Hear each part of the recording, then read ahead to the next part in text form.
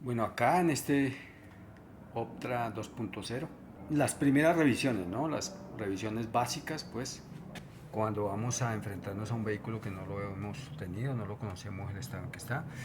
Nivel de refrigerante, ya lo verificamos, está dentro del nivel. Conexiones cercanas, que se vea todo dentro de lo normal. Conocer el nivel del aceite de motor. A ver si lo podemos ver aquí bien. Y estaría en su nivel mínimo, parece. Vamos a volverlo a tomar. Bueno, ya limpiamos la varilla medidora, la bayoneta, en algunos sitios la conocen con ese nombre. Y vamos a ver qué nivel nos muestra acá. Hay que cogerla desde el lado más bajo. El indicativo está en el mínimo nivel de aceite. Bueno, Optra 2.0. Bueno, presenta una falla de encendido, pérdida de potencia. Se cala al momento, se pierde la aceleración, especialmente partiendo de ceros. ¿Sí? Entonces estamos empezando a hacerle aquí un diagnóstico y empezamos como por los puntos básicos, ¿no? Bueno, conocer el estado de batería, ¿cierto? Entendiendo que la energía es clave, es fundamental. La batería está dentro de los valores correspondientes, ¿sí? Conocer una caída, la caída de tensión en el momento de arranque y la posterior generación de voltaje por parte del alternador. Bueno, hasta ahí, en cuanto a la carga del alternador y la batería, los comportamientos están dentro de lo esperado. Lo que sí notamos ahorita en el encendido es la dificultad al encender. Parece como si, bueno, no arrancaran todos pues los 4 cilindros en su momento, que se queda. Entonces, lo primero que se puede percibir acá en el tablero es la demora, aún prendiendo, aún después de que prende, la demora en apagar los testigos que deben apagar. Posterior a eso ya va como regulando, va tratando de alcanzar la mínima ideal ahí. Y bueno, y ya queda en esta condición como lo sentimos ahí. Algo que también se le percibe es una pérdida de aceleración, bueno, acá digamos en esta condición, y por consiguiente la manifestación en el comportamiento ahí, en el funcionamiento del motor, a ver si lo alcanzamos a percibir.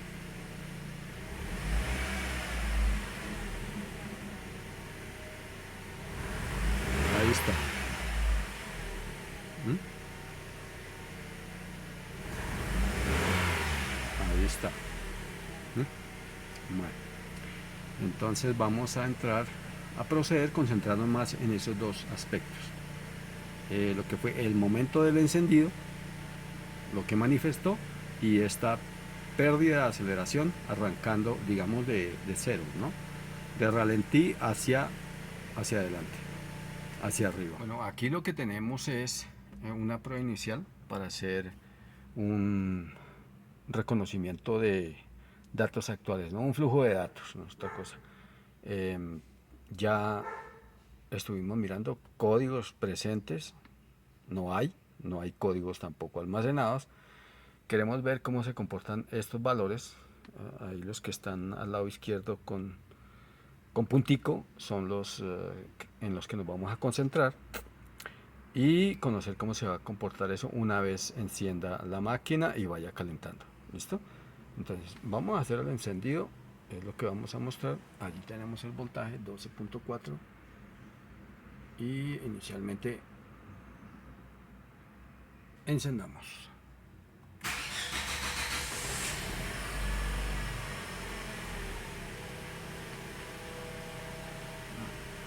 Aparentemente dentro de lo normal, ¿no? Se demoró un poquito, pero de lo normal. El voltaje subió como era de esperar. Aquí está 1000 RPM. Y bueno, vamos a entrar a desmenuzar cada uno de los ítems. ¿Listo? Entonces ahí nos vamos a tomar un tiempito y ya damos a conocer lo que nos encontremos. Bueno, y estos son los valores que tenemos en esta condición de ralentí. Lleva realmente poco tiempo prendido, unos 10 minutos, 15 minutos. Y bueno, ese es el comportamiento que tienen ahí esos ítems que hemos seleccionado. Podríamos decir que está dentro de lo normal. Aquí hemos hecho algunas aceleraciones y hay las variaciones esperadas, ¿no? Hay algunos cambios obviamente que se suceden y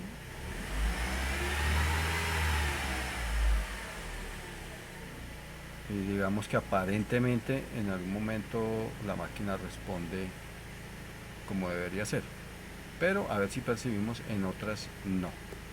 Ahí cayó.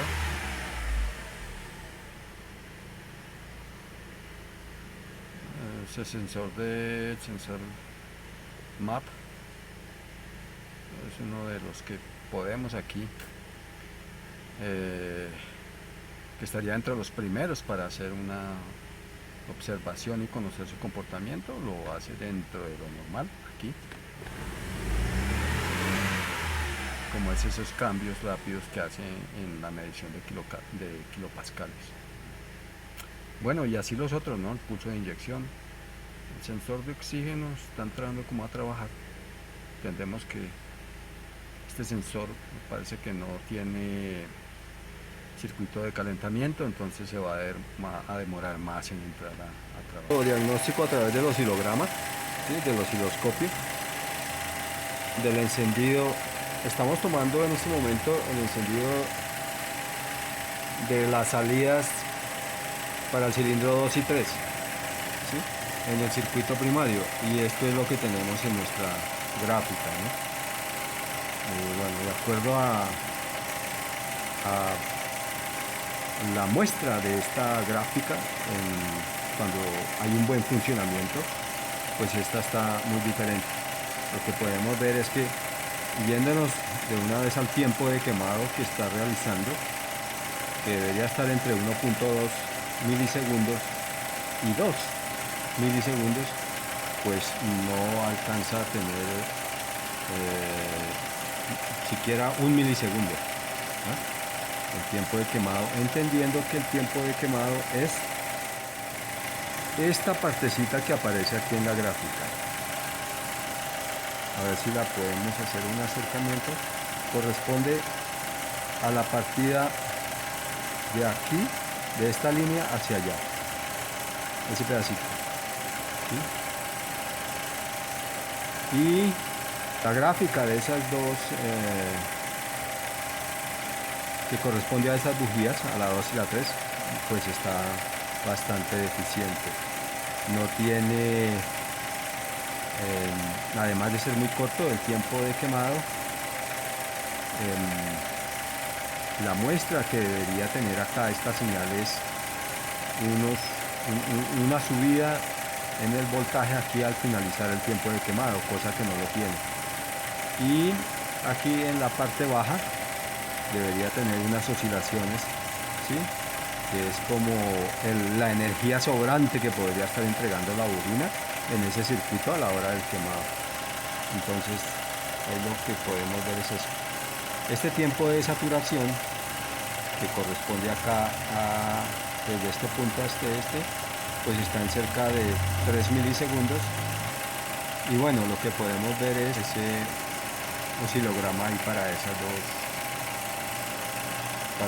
salidas, cilindro 2 y cilindro número 3. Bueno, aquí estamos tomando la señal del secundario a través de esa pinza roja que está ahí. Y esto es lo que nos muestra, ¿no? Siempre se dice que las señales deben ser espejo, ¿no? A ver, la muestra de una señal en el primario debería corresponder a la misma muestra de esa señal en el secundario, ¿no? Y realmente sí lo podemos comprobar acá. la parte de la señal que hace ese movimiento corresponde al tiempo de quemado, ¿sí?, de la bujía, y al punto donde debe tener la inclinación al finalizar el tiempo de quemado, y las oscilaciones que no las presenta justamente en esta parte. Un tiempo de quemado bastante limitado, bastante corto, ¿sí?, sin tener en cuenta ahí el kilovoltaje. No hay presencia de oscilaciones, y bueno, con el comportamiento de esta señal pues ya es suficiente para determinar que hay una deficiencia en el funcionamiento de la bobina, ¿no? Obviamente compromete los cables de alta y a su vez las bujías. Bueno, aquí estamos tomando la señal. Queremos conocer el oscilograma del secundario correspondiente al cilindro número 1. ¿Sí? Y lo que ella nos muestra es esta gráfica, ¿sí?, que es una gráfica bastante errónea, equivocada, como se quiera expresar, y no corresponde a una gráfica de un buen funcionamiento de esa bobina para ese cilindro número 1, ¿no? Ahí estamos tomando el secundario, y recordemos que en el primario también nos manifestó una gráfica bastante errónea, ¿no? Quiero decir, mala, ¿no? Gráfica que no corresponde al buen funcionamiento de esa bobina.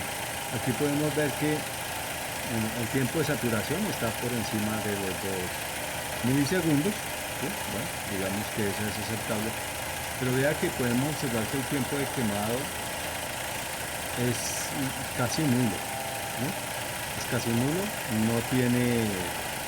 no presenta también la pendiente al final del tiempo de quemado, no existe, y pues por consiguiente las oscilaciones tampoco, ¿no? Que ya con estas dos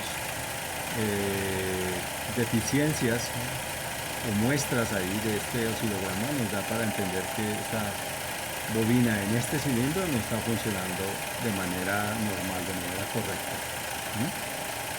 Ahora vamos a hacer el comparativo con la señal de este mismo cilindro, pero en el primario. Ahí podemos ver esa gráfica, una gráfica bastante extraña, ¿no? Un tiempo de quemado descendente y no existe, es muy corto. Bueno, ahora estamos tomando la señal del circuito primario, la tenemos acá, del pin de control correspondiente para esa bobina. Ahora tenemos el conector y lo tenemos conectado en el primero del lado derecho, y esta es la señal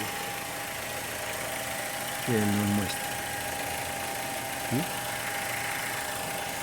Esta es la señal del primario y corresponde también a una gráfica bastante eficiente, digámoslo mejor, donde el tiempo de quemado es muy nulo, la pendiente no existe como ocurría ahora en la gráfica del circuito secundario, y pues por consiguiente tampoco las oscilaciones, ¿no? Una manifestación más de que la bobina está defectuosa.